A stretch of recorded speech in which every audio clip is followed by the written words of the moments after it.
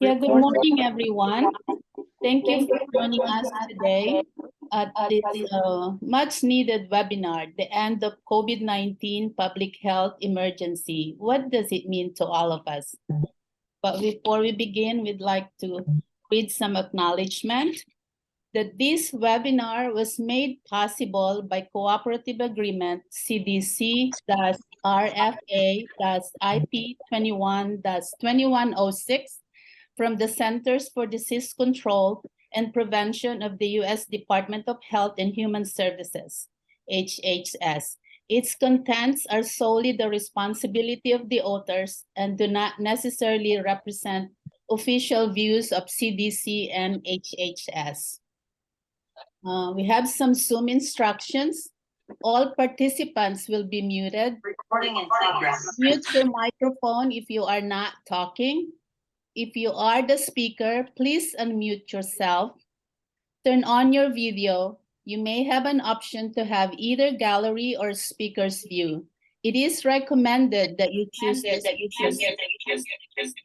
avoid distractions such as multitasking, requiring to move often, or stand up or leave your webcam view. If necessary, you can stop your video. Use chat room to communicate to panel and presenter. For questions, use the Q&A chat box. This program will be recorded. At the end of the program, everyone will be unmuted to allow socialization and photo shoot. Good morning, everyone. Thank you for being here. It is with great pleasure that I welcome you all to this much-needed webinar. But before we begin, I would like to extend my heartfelt gratitude to, first of all, the PNASD membership. I see a lot of familiar faces, familiar names. Thank you for your untiring support to our organization's projects. You are the force and the voice of PNASD. Thank you so much.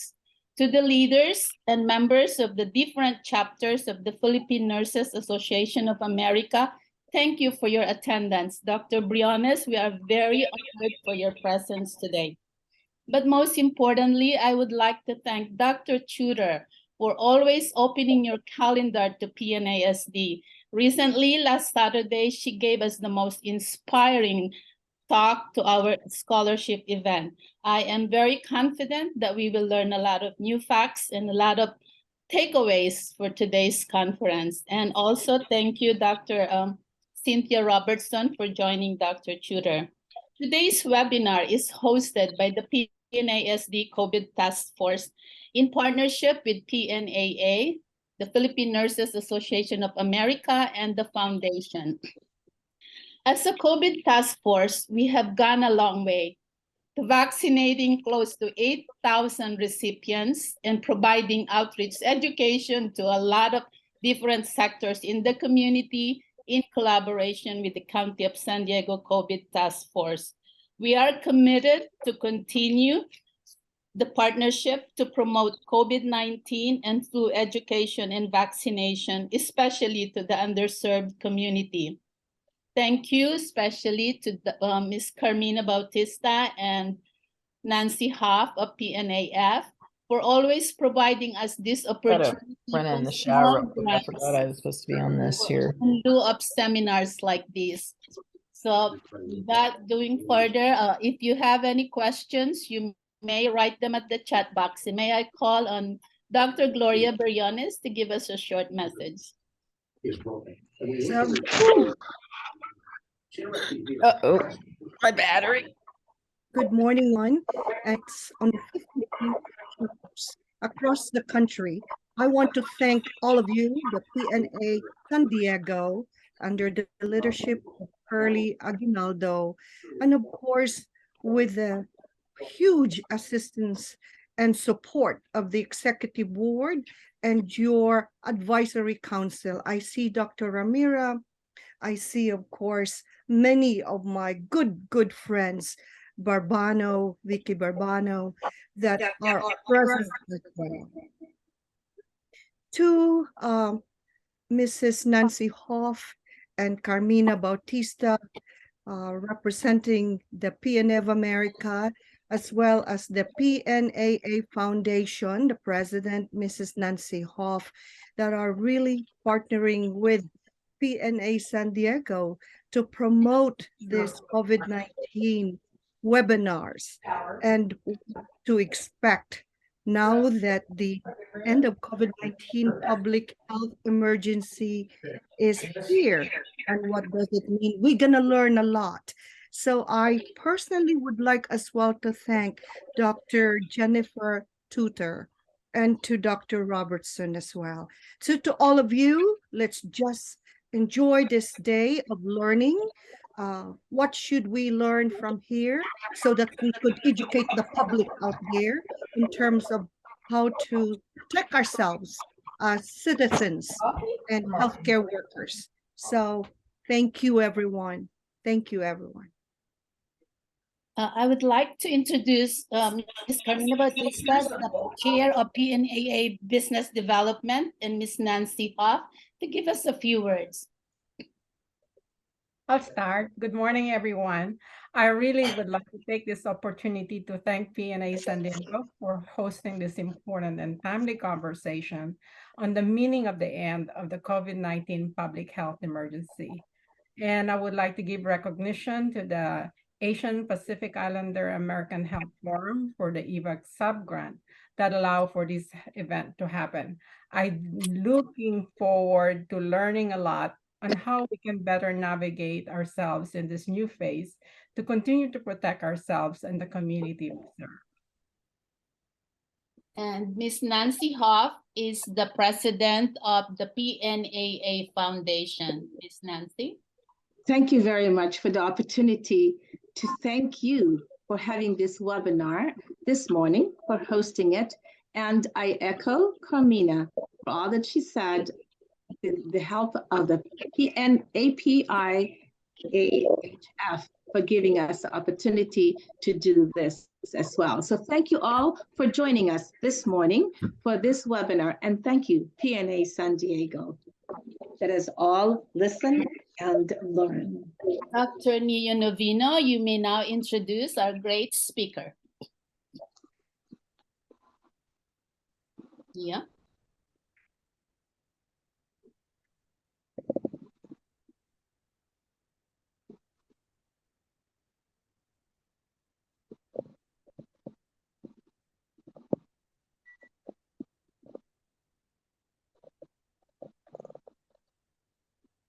What happened?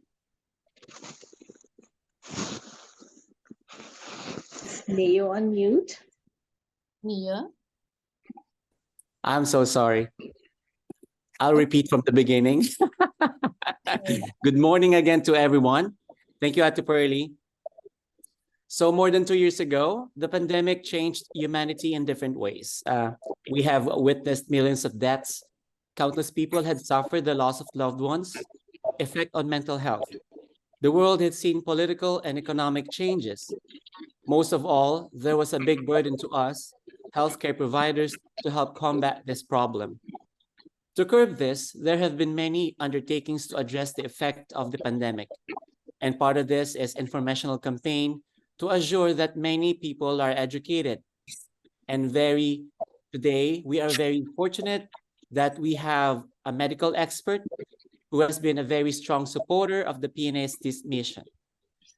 Our guest speaker today serves as the Chief Medical Officer for the County of San Diego's Health and Human Services Agency, supporting access to quality, timely, and evidence-based care in San Diego's communities. As a family physician who practiced community health centers, Jennifer is passionate about improving the health of the underserved communities. And during the pandemic, she has been honored to serve as lead of the healthcare sector for outreach and education for the COVID-19 response. Ladies and gentlemen, please help me welcome Dr. Jennifer Tutor. Thank you so very much. I'm going to share my screen, so if I can have permission to do that. Oh, wonderful, already granted. I'm going to move the pictures here, and I'm going to try something. So first of all, can you see my screen? Yes. Yes, Dr. Yes. Chu. Excellent. Okay, next. Tell me if you can hear my voice. Yes. Everybody. Excellent. Now, for all of you who can hear my voice, please put yourself on mute. Did it work? Yes. A little bit. I think we still have some folks who may not be on mute, but who think they're on mute, who may be getting their coffee or taking their shower, or all the normal things you would do on a Saturday morning. So I just want you all to know we can hear you, and we really appreciate you joining us, all of you joining us today, because I can't think of a more dedicated group that wants to be here all dressed in your Saturday best on a Saturday morning to learn more about COVID 3 years into this. So many, many thanks to you. Linda, if you can put yourself on mute so we don't hear an echo, that would be awesome. Because I know everyone is probably trying to get ready for the weekend, taking a big stretch, and it's going to be, I think, a little hard to focus ourselves on COVID if we can hear everything in the background. So I'm going to go ahead and start. I'm going to ask your forgiveness if I mess up on my slides, because this is the first time I'm actually moving my own slides. And I want to give a huge shout out to the entire team at the County of San Diego who has assisted in creating these slides, and especially to Dr. Cynthia Robertson, who late last night and early this morning helped me and is here with us today. So I am the kind of speaker that would really like you to raise your hand and unmute yourself and ask any questions as I go. You can also put them in the chat box, whatever works for you. But if you'd like to make this go in a different way, or if you have different questions, I want to make sure that we answer them. The team and I tried to incorporate global and national perspectives and not just San Diego perspectives. We're not the biggest experts on that, but if you have any questions, there are things that we will absolutely look up for you or try to answer any of your questions. So first of all, I know last year there were a lot of participants outside of San Diego and some outside the United States. So, okay, I was just going to ask, who thinks that they have come the farthest? Go ahead, unmute yourself or put in the chat. We've got Tampa. Anyone further than Tampa? Anyone northeast maybe, or outside the United States? Okay, Tampa wins. And is it Gialdina? Did I pronounce that correctly? Yes. Okay, Miss Gialdina, you win the prize for traveling the furthest to watch us and listen today. So thank you for all of your work in Florida. Ooh, we've got Miss Gloria from Houston, Texas. Well, thank you all for your work in Texas also. We've had things a little bit easier here in California, and certainly in San Diego in many ways, because of the amazing collaboration and the leadership expressed by the Philippine Nurses Association of San Diego. You all have just jumped right in, as I said last weekend, from immediately delivering meals to nurses and healthcare workers at hospitals, and it still gives me chills thinking of it. Cooking, loading your cars, being in the parking lots and inviting folks at any time in any place to come down and get a bite of food, and just that feeling of support. You all have participated in Love Your Heart for blood pressure measurements and counseling. You've provided more than 8,000 vaccinations. You've partnered with all of our community groups. And most recently, this month, or maybe the end of last month, is to present a mental health wellness fair. So I really can't thank you enough.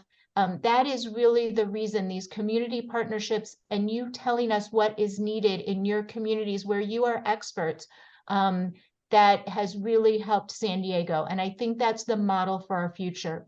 What I'd like to talk about a little bit today, and we will share all of these slides. So the team and I put links in and all kinds of things. And again, very happy to answer any questions. Maybe Dr. Robertson, if you don't mind putting in our email address.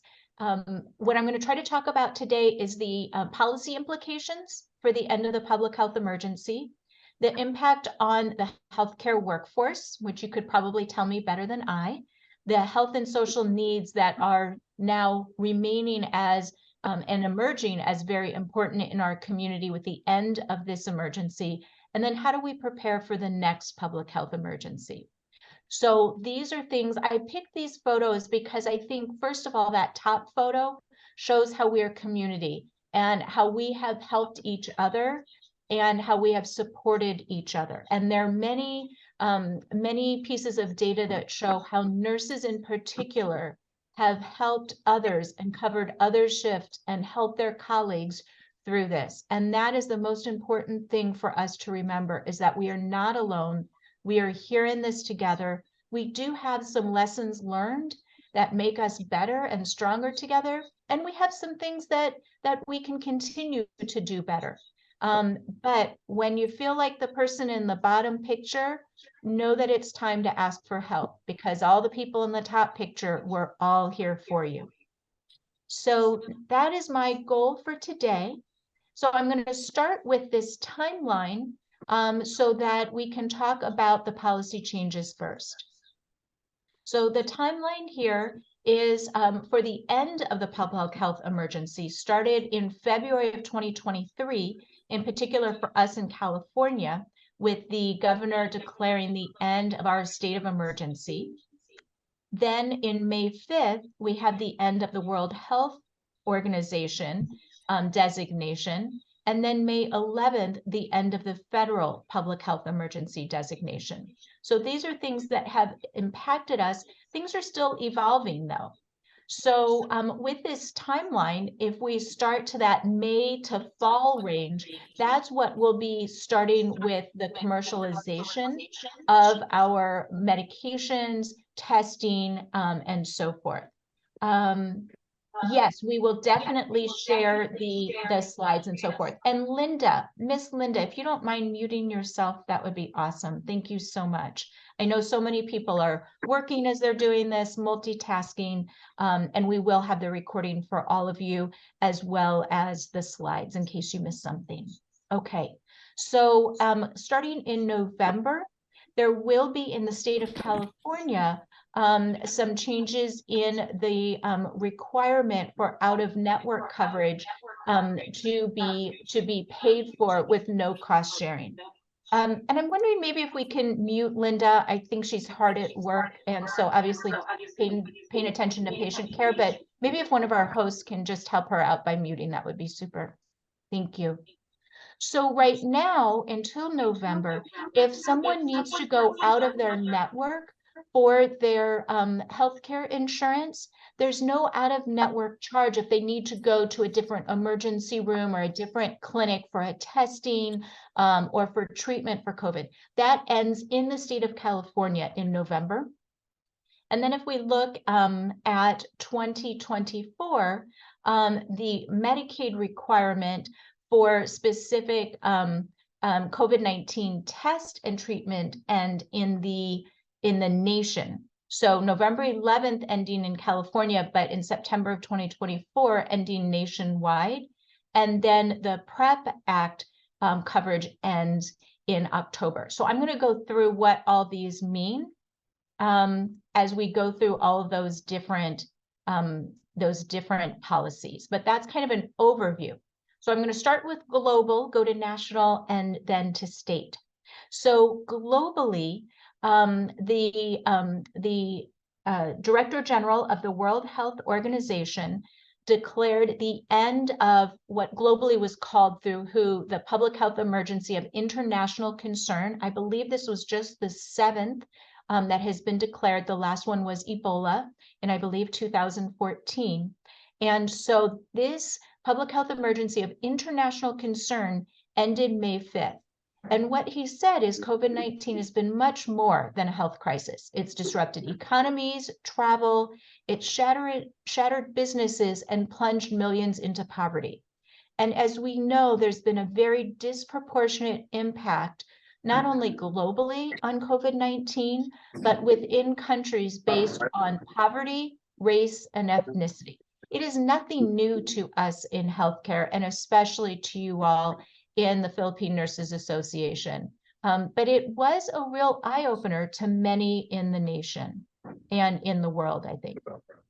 So if you look at the dashboard for the World Health Organization, and this top, you can see my cursor, this top is a link that you all will have. There have been almost 800 million confirmed cases in the world and almost 7 million confirmed deaths. I've read in preparing for this that the numbers may be as high as much as 20% higher. But this is where the cases and the numbers are. You can see the dashboard in the bottom right, where the larger numbers show the more cases, but you also see 13 billion vaccine doses administered. So if we go to the next slide here, I'm going to focus then on the United States. And so you see the United States hospitalizations here on the left. Hospitalization trend in the US have decreased in the past week, but more than 6 million hospitalizations. And then you see the deaths here on the right where I'm circling. And slight uptick in deaths in the past week, more than 1 million deaths, but that does reflect about 4 weeks in arrears because the cases come first, hospitalizations come later, and then deaths follow that. But I wanted to show this graph in the middle here. Since August of 2020, these are the new hospital admissions. So here in 2020, we see our peaks here of our admissions. And even as the variant has begun to change, then you see that even with a whole lot of cases here in the winter of 2022-23, we had many cases. We did not have as many hospitalizations. So the variant is becoming a little less virulent, thank goodness. But hospitalizations definitely affect everyone in the workforce and obviously disrupt families and so forth. So the precautions overall for the United States have changed a lot from mandatory to strongly recommended. And these are things that I think it's so important for us, even post public health emergency, to really communicate to our friends, our family, our neighbors, and our communities. And what my team and I do is, even though someone may not know something and we think, well, we wrote it in the newsletter, we didn't communicate it, right? We might have written it, we might have said it, but it was not effective communication. And that's on us. That's one of the biggest public health lessons learned, is how do we communicate better? And I'm so grateful to the Philippine Nurses Association of San Diego and all of these amazing leaders who have partnered with us to help improve our communications, improve our translations in Tagalog, and help us prioritize what are the most important things that the community needs to know. And you all are at the front lines, you know that best, and it's up to us to listen.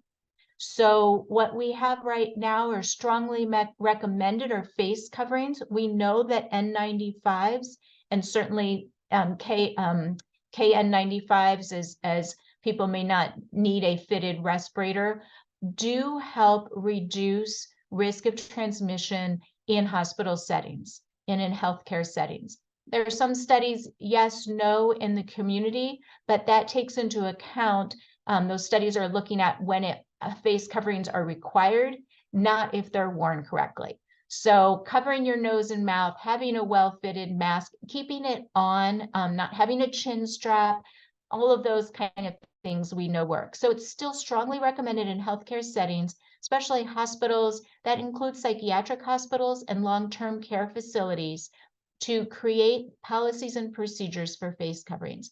It is not mandatory any longer. The vaccinations we see here, the primary series is not required, even it's not required any longer for healthcare personnel. But we know that receiving vaccine helps reduce risk of getting infected, risk of getting hospitalized, and risk of dying. So the COVID-19 primary series, very important. The COVID-19 updated or the bivalent vaccine series, at least one vaccine for all individuals 6 months and older, is also very strongly recommended. And for people who are 65 and older or who are immunocompromised, then that is recommended to have at least 2 doses. So definitely talking with healthcare professionals about that. Now, the bivalent vaccine has the original strain and it has Omicron, BA4 and BA5. What we learned is that the new fall strain for fall of 23 is recommended to have the XBB strain. So as the virus continues to evolve, the vaccines continue to evolve. And the monovalent vaccine is not recommended any longer. If you have it, that should be tossed because it is no longer approved. And by tossed, I mean, of course, it should be dispensed with in following all of the national, state, and local guidelines. So the next thing is testing. So I kind of went down a rabbit hole this morning, I'll be quite honest, trying to figure out exactly in which states reporting is required. And even for the feds, their documents that we have linked for you show that CMS certified long-term care facilities, of course, still need to report lab results. It's different in some cases for lab results, whether you're a CLIA exempt or a CLIA. And so definitely recommend you check with your local agencies and groups. But it is mandatory to report, just like any other mandated reporting disease, hospitalizations and deaths of COVID-19. It is strongly recommended to test all symptomatic persons and any asymptomatic person with a known exposure. It is not required to test everyone upon entrance to healthcare facilities. It isn't even required to physically screen people, but rather they can do passive screening where you have notices or emails or flyers that say, before entering this location, please, if you go home, if you have any symptoms, if you have been in contact with someone, all of those kind of things. So that passive screening, that passive testing, we can trust people to test at home. And the reporting of laboratory test data, both positives and negatives, is no longer required to the feds. It is now reliant on local and statewide requirements. And then COVID treatment, I had to add in here, it's never been mandatory. It's not a regulation, but we can't emphasize enough treating with either the orals like Paxlovid or Molnupiravir, or by remdesivir. Did I do that right, Dr. Robertson? Remdesivir, Yes, you got it. Okay, good. Thank you. Which is an IV antiviral. And that is for people who are not able to take Paxlovid. All of those things are absolutely recommended. And I'll show you some of the evidence behind it. If you've got some folks who say, oh, I only have mild disease, I'm going to see if it gets worse before I take anything. We've got the data for you to really recommend and give people reasons why treatment helps. And the earlier, the better. So the Paxlovid and the Molnupiravir must be done within 5 days, the remdesivir within 7 days, but earlier the better. And definitions of people at high risk in the United States include anyone who's not Caucasian, which means someone of Philippine descent automatically qualifies for being at high risk. And so we really need to let folks know that, that this medication does help not only prevent hospitalization and mortality from COVID, but also long COVID. So that's a little teaser of what's more to come. Okay, so going back to what some of the policies are, in this I lumped together both the state policies, which is the California governor declared the public health emergency. So the California governor ended the public health emergency in February. The US president is responsible for one of the next four declarations. The US president is the one who declares a national emergency, and that was rescinded. But at the same time, the Health and Human Service Secretary of the US government declares 3 other types of policies. So one is the federal public health emergency, as opposed to the national. No wonder we're all confused. And that was also rescinded May 11th.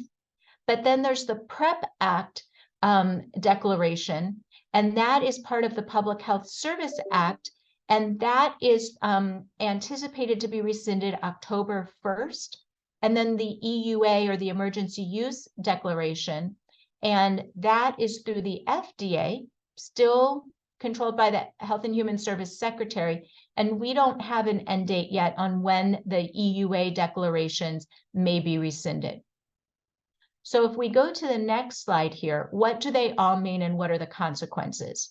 So in California, we talked about the public health emergency ending, and what that has an impact on is return to the normal scope of work for EMTs and others. So for example, I'm sure that the nurses had lots of help in rural areas, in many areas for sure in San Diego County. For those who don't realize, we have a very rural area and mountainous area here too. And so the paramedics and EMTs could give vaccines. Right now, they can't. There is something underway with the governor and others, and a new law to expand the scope of practice for EMTs and paramedics, for example, to provide vaccinations in rural areas. But right now, the California Public Health Emergency ended that the scope of that law.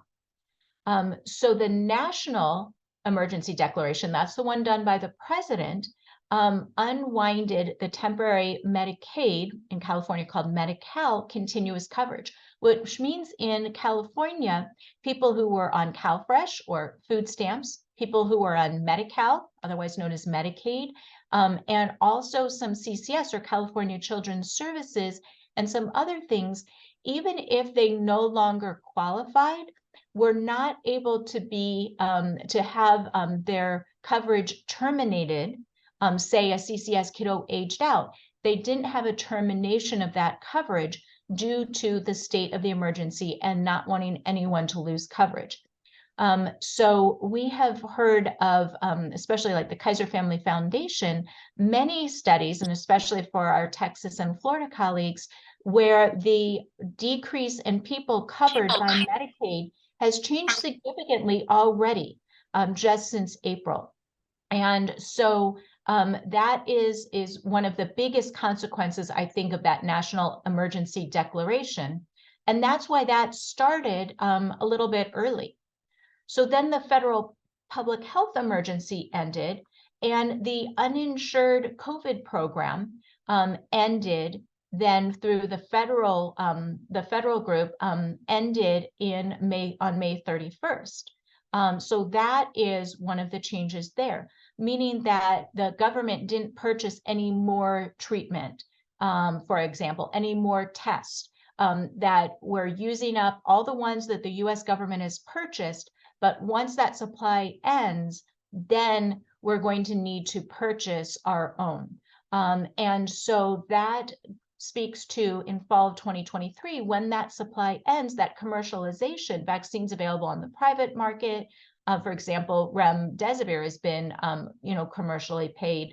But the reason why it says right up in here in California, minimal effect on immunization, is because the California Department of Public Health has managed the vaccine for children and other public supply orders of vaccination. It will be interesting what happens when, and especially with the budgets, once the US government paid supply runs out.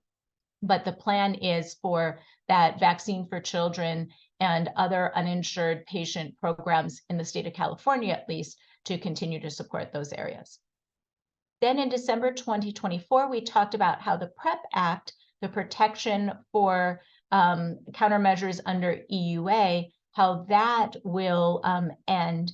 And so we're looking at that, and still the lawyers are figuring out how that liability protection affects providers as we may dispense or recommend medications and testing and other things under emergency use authorization.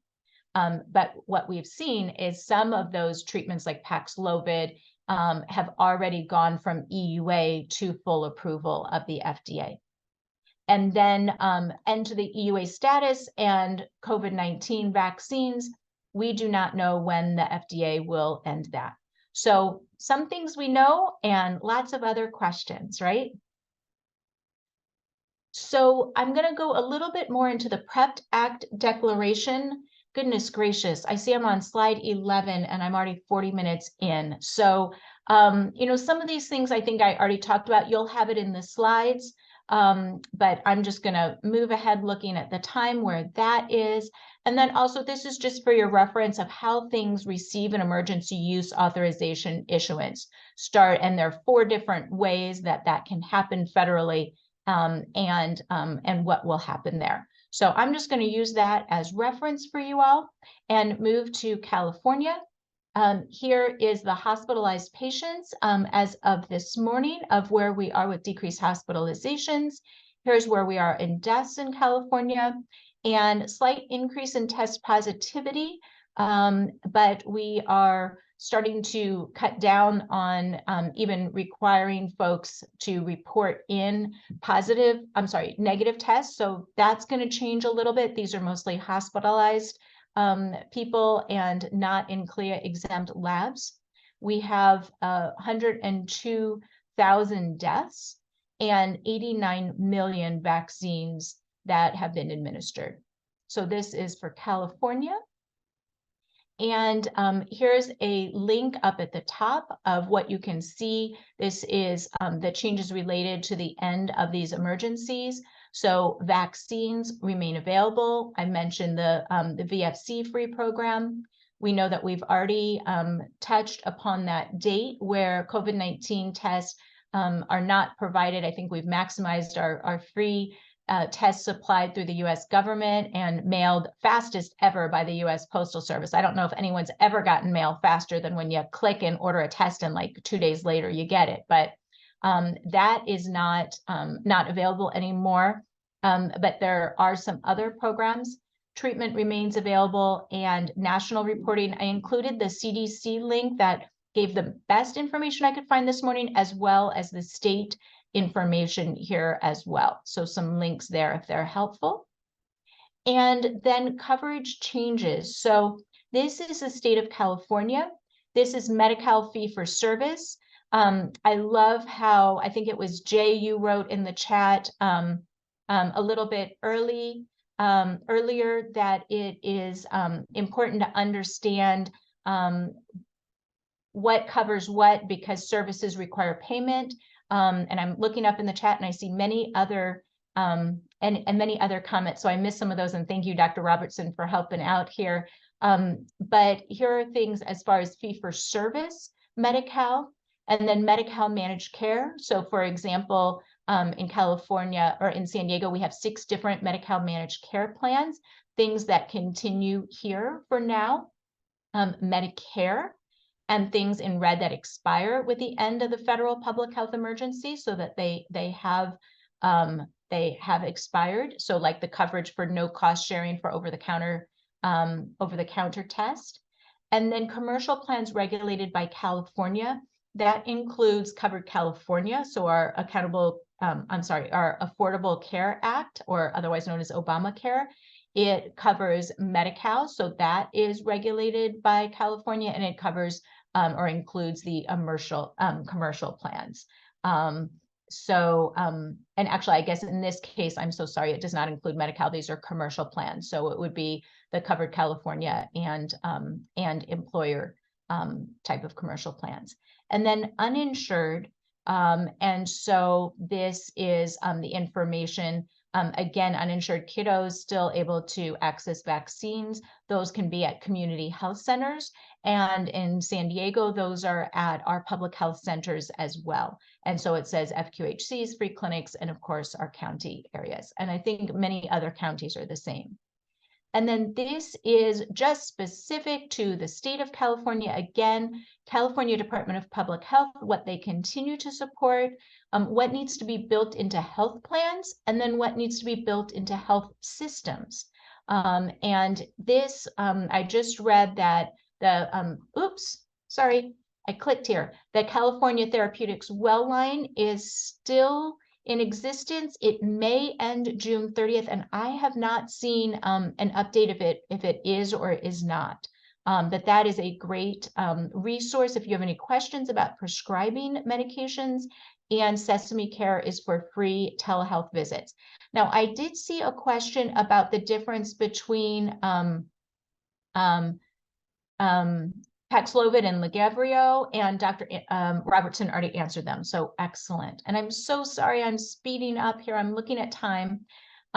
This is what we're doing in San Diego to make sure that we have everyone's address who is receiving Medi-Cal benefits right now, so we can make sure that we are able to reach them, send the redetermination packets so that they can confirm that, yes, they're still eligible, and then they can continue to receive Medi-Cal. Each state is different. We talked a little bit about the emergency use authorization. And so that does not change at the same time the public health emergency is over.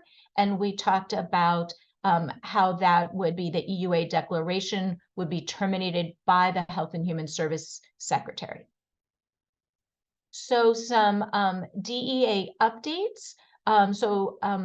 It was an amazing response by providers nationwide when the US government said, oh, you know, we're not going to let you prescribe medications or even new starts for controlled substances like ADHD medications or other medications, even for MAT, the medication assisted treatment for people who are in recovery for substance use disorder.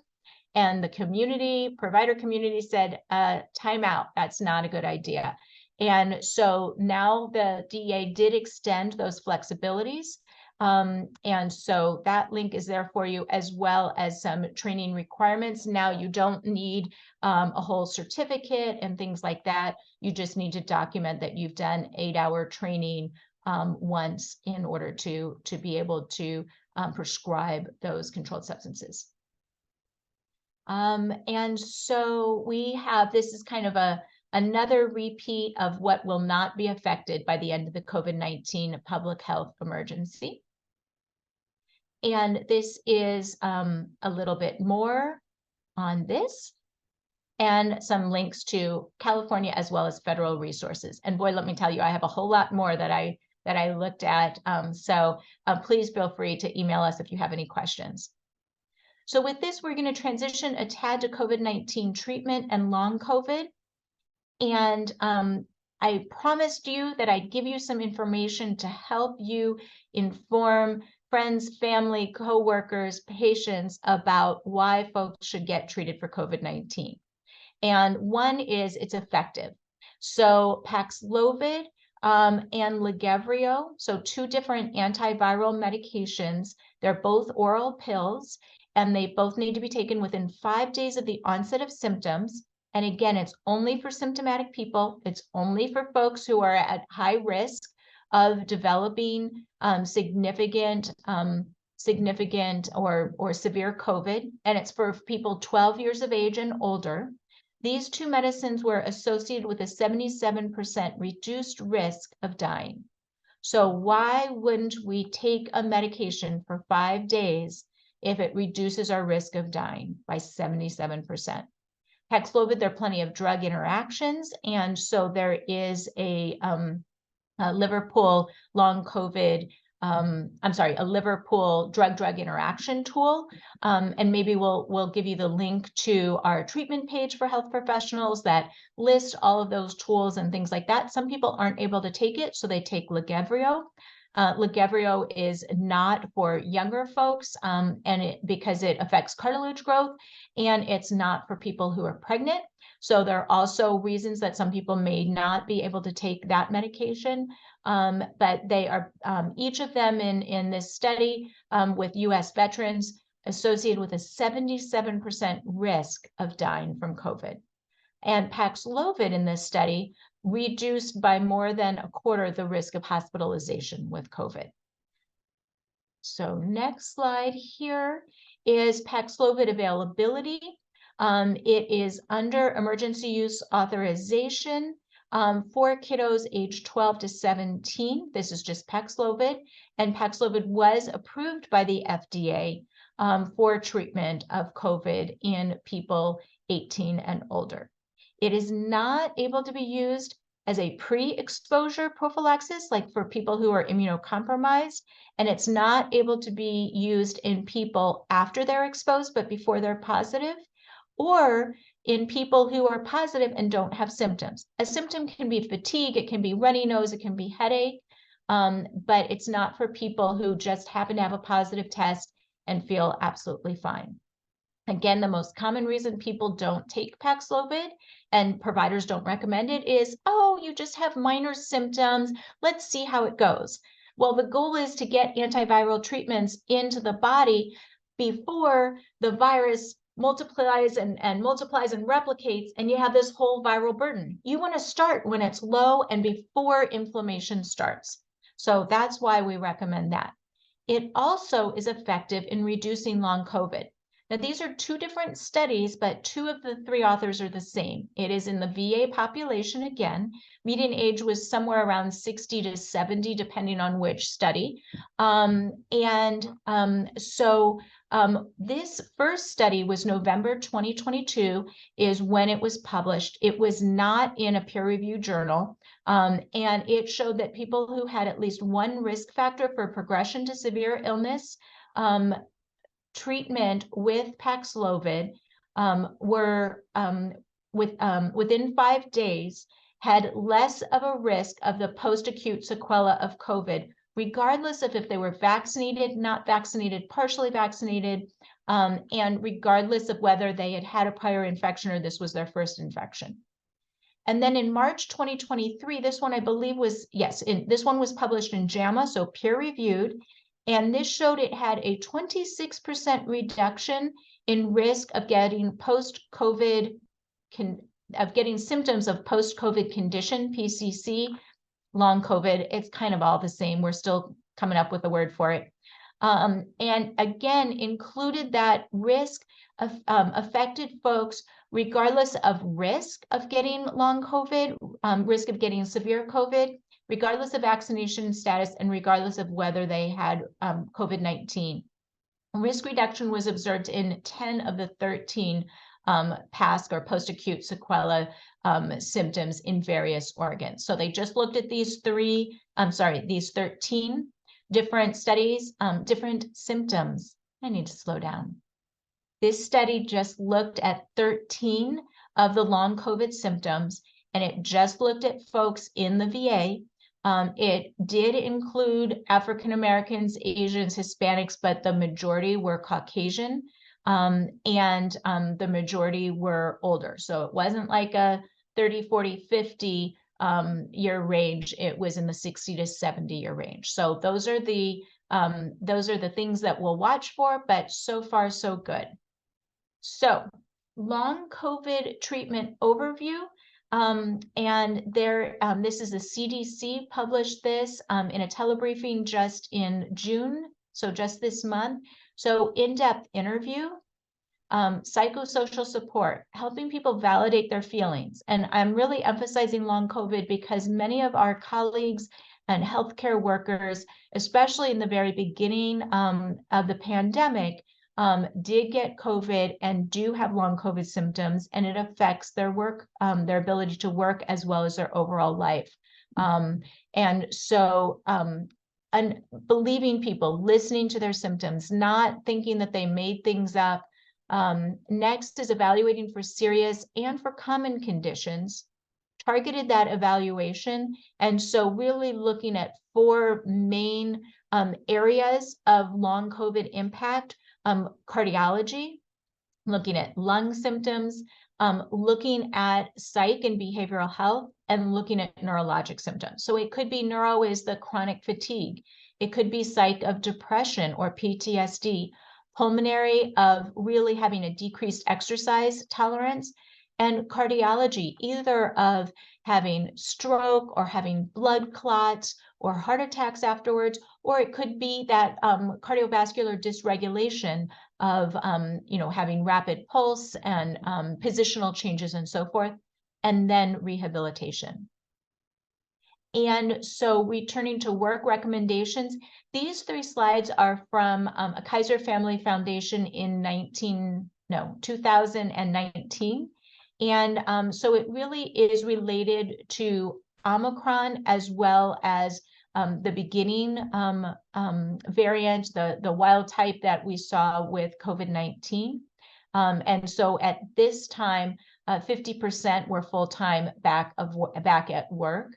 And having long COVID risk, unvaccinated, not treated, having more infections. So the more infections, potentially the greater risk of long COVID, and significant impact, as we all know, on everything from our families to our finances, and to our work that we do in healthcare, as others may not be able to work due to these symptoms. And so we do have a couple of specialized treatment centers here in San Diego. There has been a UCSD and a Scripps centers. Kaiser does not have one, but these centers are very multidisciplinary, very intensive. And as we learn more about long COVID, they're starting to really focus on providing information to primary care providers to assist in this treatment. And the bottom line is very slow, graduated back to work and back to activity. So some new studies last week, I believe, showed that activity does help. In the very beginning, it was like, oh, putting someone on a rigorous physical therapy exercise regime hurts. Now we're learning really these very small baby steps, but those things are starting to work. And a lot of folks are feeling guilty about not being able to help their colleagues. So making sure that we support the best we can in this rehab of slow, low graded exercise, and some gradual return to work, which you can see is really titrated very slowly. So this is, and I'm so sorry, I said 2019, it's published in 2021, but I think the data a lot is from 2019, 2020 here.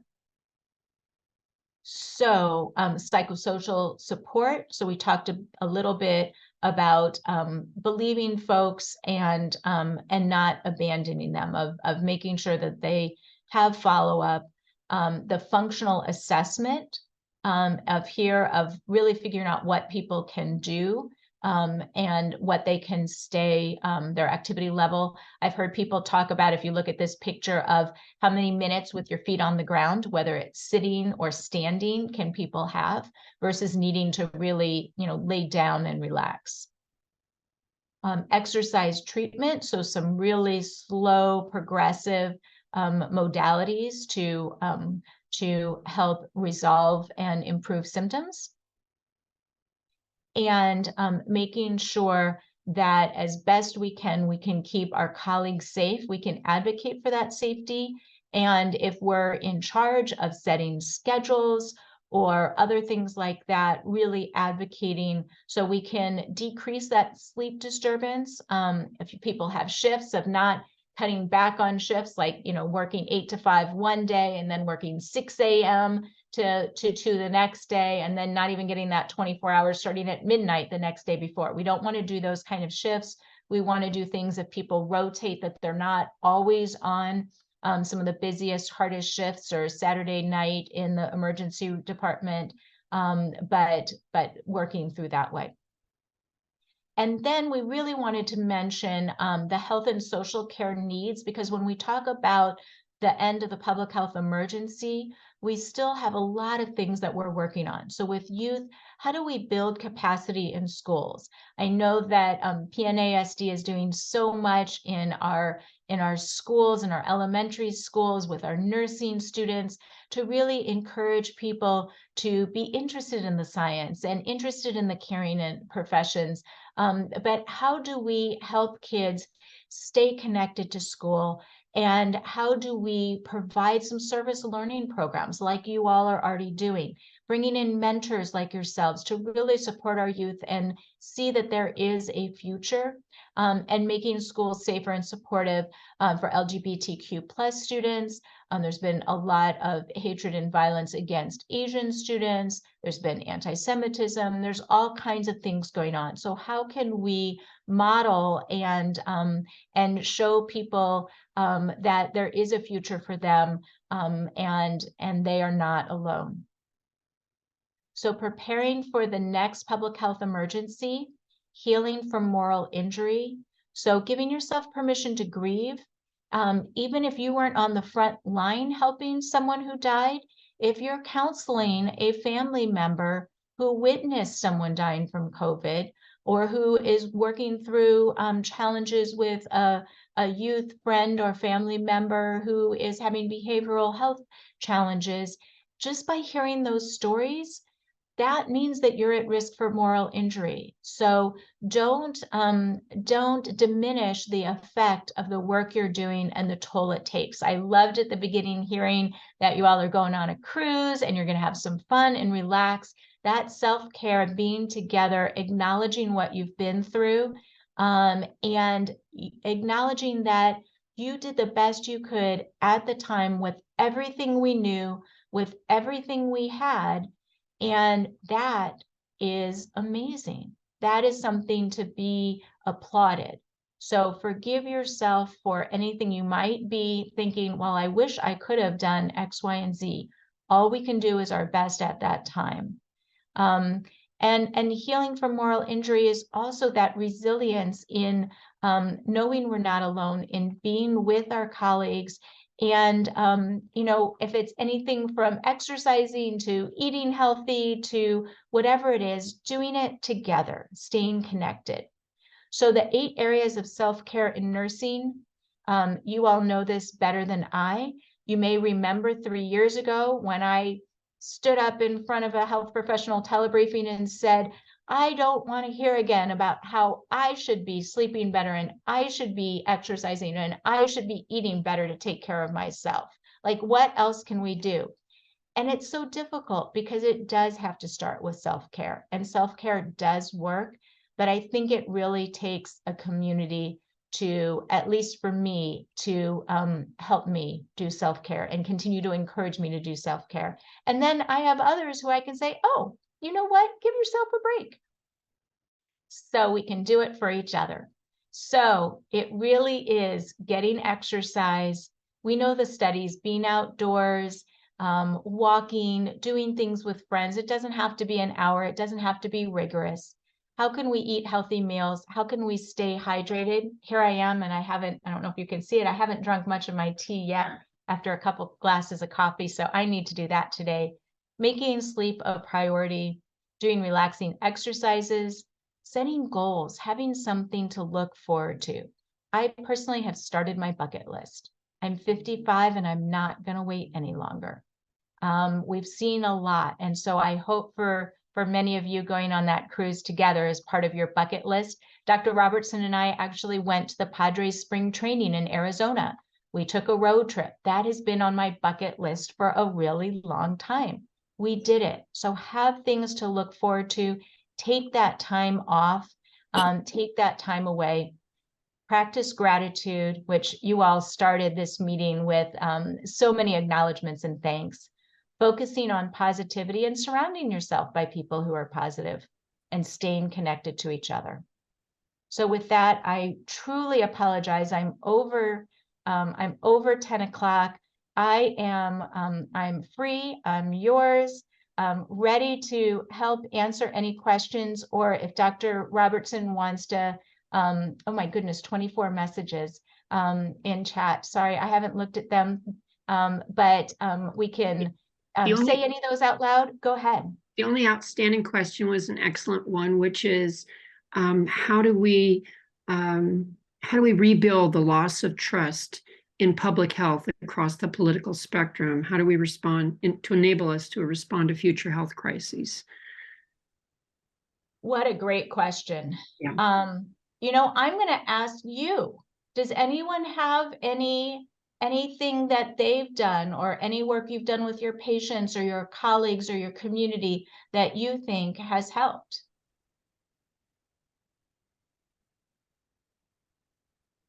What was the question? Anything you all have seen that has helped start building trust back in our communities? It's Merly Ramira, Dr. Tutor. So I think with my practice, I practice as a nurse practitioner in emergency department.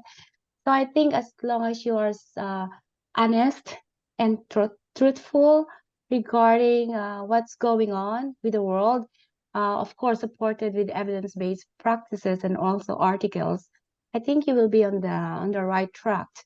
And as long also as you are able to share those factual information to your patients and also to the community, I think you will be good in making sure that those information are shared as well.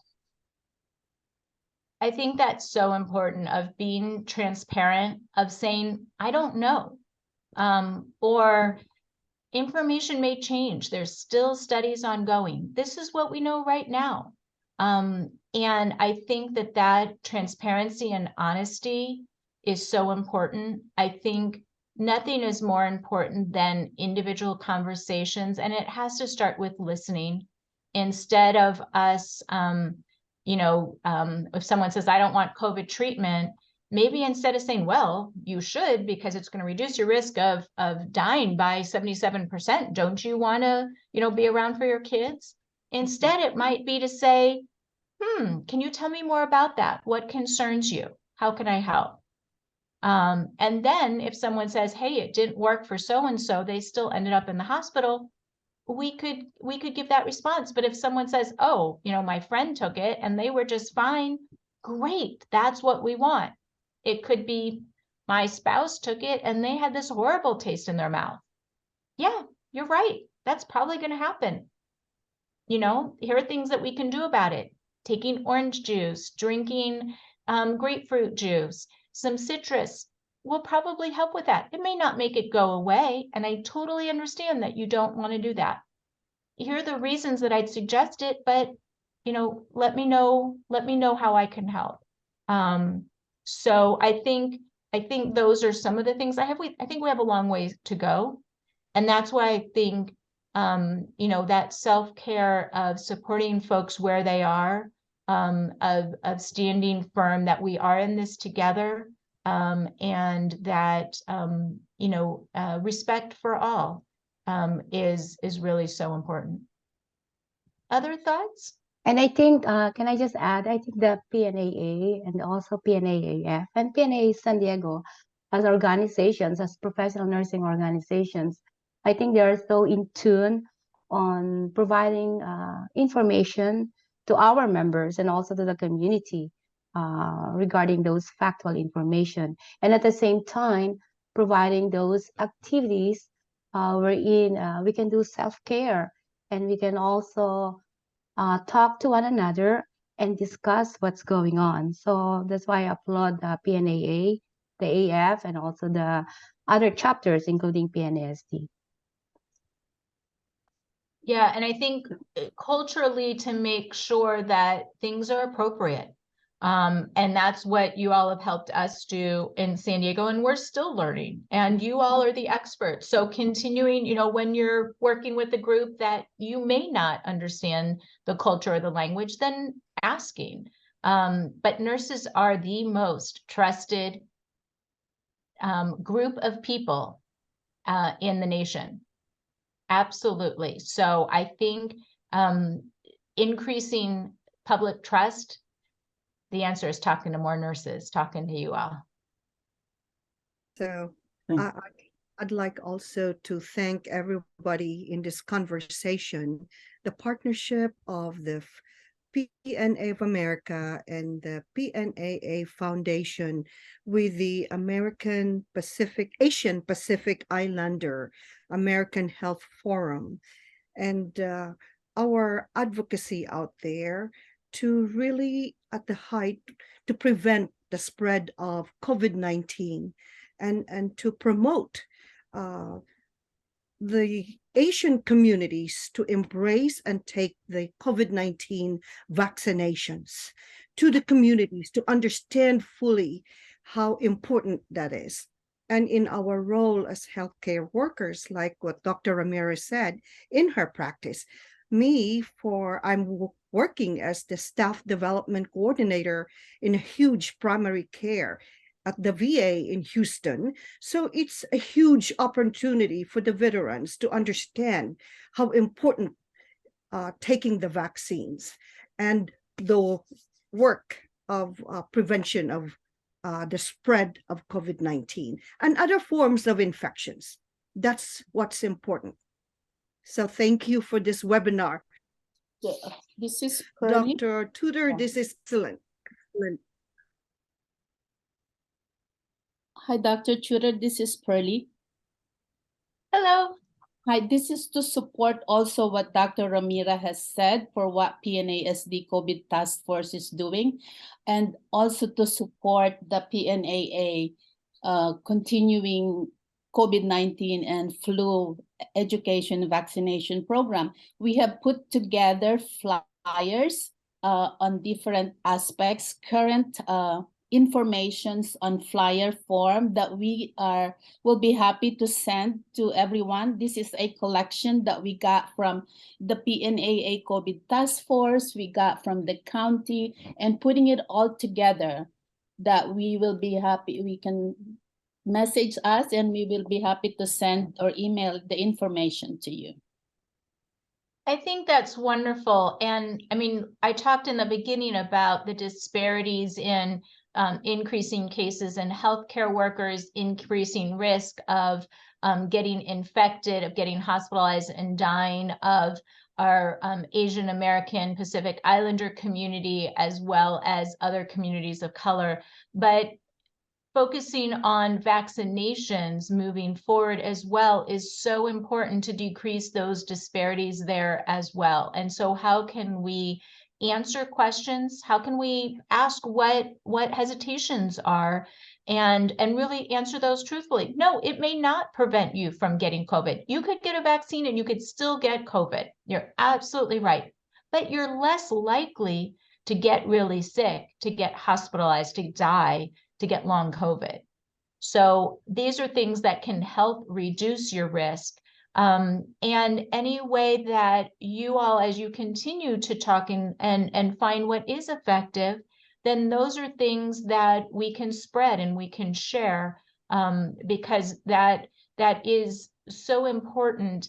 And it starts with reducing barriers. That's why you all are going out in the community rather than saying, come to us and get vaccinated. It's like, hey, I'm here. I can make it easy for you right now. You want to get vaccinated right now?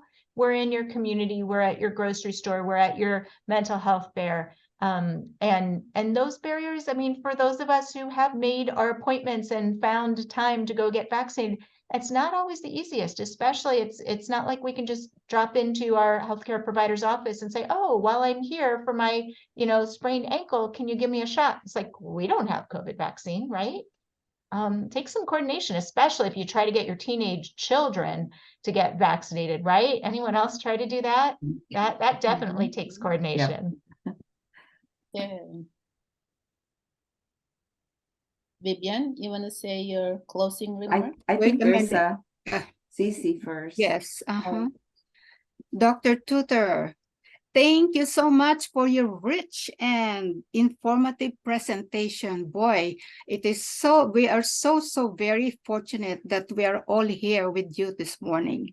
And it is also quite reassuring that there is still treatment for mild and moderate symptoms of COVID-19. That's, as you mentioned, the Paxlovid and the Lagevrio and including remdesivir IV, and that Health and Human Services have the intent to amend existing coverage for COVID-19 vaccines, seasonal flu vaccines, and COVID-19 testing till December 2024.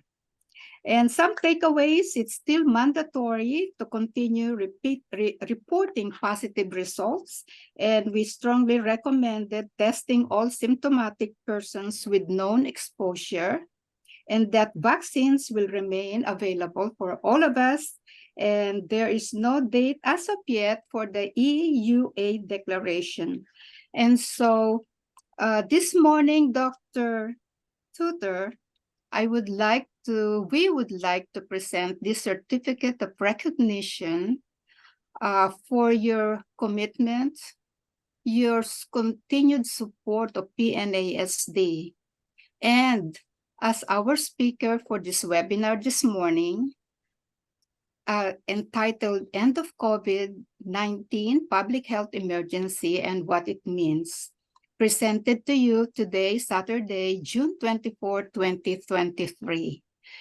Let us give Dr. Tutor a round of applause. And also, I would like to thank Dr.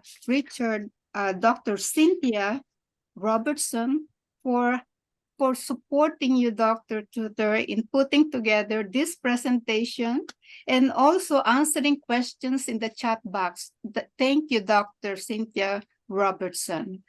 Let us give her a round of applause as well. Okay, thank you. Thank you for the question that I put in about the public trust. We are in a better position now to respond to COVID-19 threats than a year ago, and deaths has plummeted because of the federal, the county, and the state's public health teamwork to evaluate new variants, develop new vaccines and treatments.